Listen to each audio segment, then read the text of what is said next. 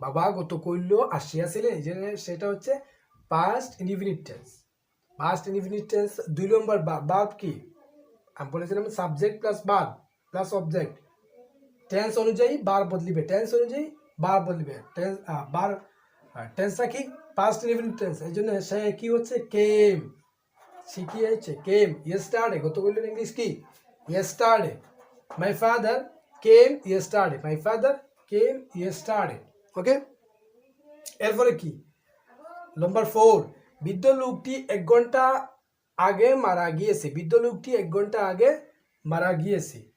The old man কি the old man. আচ্ছা, বৃদ্ধ লোকটি 1 ঘন্টা আগে মারা গিয়েছে কোন টেন্সে পড়ছে? বৃদ্ধ লোকটি 1 ঘন্টা আগে। যদি আগের কথা বলা হয় তাহলে মারা গিয়েছে, তো আগের কথা বলা হলে সেটা হবে কি পাস্ট, অতীতের কথা।